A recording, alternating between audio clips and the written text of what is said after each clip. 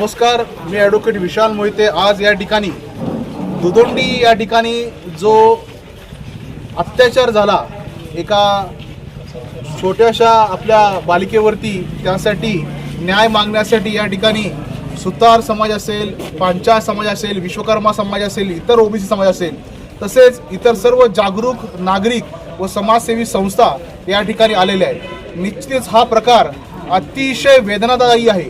आम्ही ऐकलं होतं की नसरापूरलाच ही घटना घडली, परंतु हे वादळ आता आपल्या उमऱ्यापर्यंत येऊन ठेपलेलं आहे। या वादळासाठी रोखण्यासाठी वेळीच आपल्यासारख्या सजग नागरिकांनी सज्ज झालं पाहिजे। असली नराधम वृत्ती ही आपण खोडून काढली पाहिजे।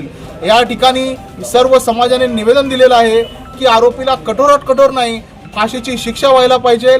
फास्ट ट्रॅकला हे जे केस आहे ती चालली पाहिजे।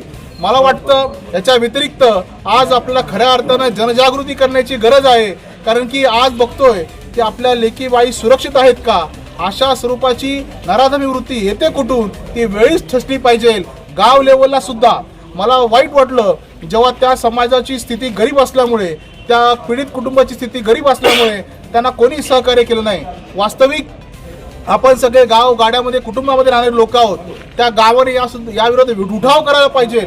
पण दुधोंडी गाव शांत राहिलं ही शोकांतिका आहे, परंतु दुधोंडी गाव शांत राहिलं याचा अर्थ समाज जागृत आहे। आज सगळी समाजाची लोक या ठिकाणी आलेत, कोण कोल्हापूरहून आलं, कोण पुण्यावरून आलं, सातारा, सांगली, अगदी दुरून लोक आली, कारण की त्यांना माहिती आहे की या कुटुंबाला जर न्याय मिळवायचा असेल, न्याय द्यायचा असेल तर या कुटुंबाच्या पाठी खंबीरपणे भक्कमपणे उभं राहिलं पाहिजे। इथून पुढे असा अत्याचार कुठल्याही लेकी बाळीवरती होऊ नये म्हणून आम्ही आज पुढाकारानं एक आक्रोश घेऊन, एक म्हणणं घेऊन मोठ्या संख्येनं उपस्थित राहिलो आहे। मला वाटतं इथून पुढे आपण सर्वांनी काळजी घेण्याची गरज आहे। आम्ही सांगितलंय की नुसती फाशीची शिक्षा नाही, ते जे कुटुंब आहे किंवा अशा लोकांना पाठिंबा घालणारी काही नराधम वृत्तीची लोक आहेत त्यांच्या नांग्या वेळीच ठेचल्या पाहिजे, तर आपला समाज सुरक्षित राहील। आपण एक चांगल्या समाजाचे घटक आहोत, आमच्या दाराशी कधी अशी घटना आली नव्हती, पण ही वृत्ती वेळीच ठेचली पाहिजे, त्या नागाच्या नांग्या वेळीच ठेचल्या पाहिजे। अशा आशेनं आज आम्ही तहसीलदार साहेबांकडे आलो, कुंडल पोलीस स्टेशनला निवेदन दिलेलं आहे आणि सर्वांना विनंती केली की आपण कठोरातली कठोर कारवाई करावी।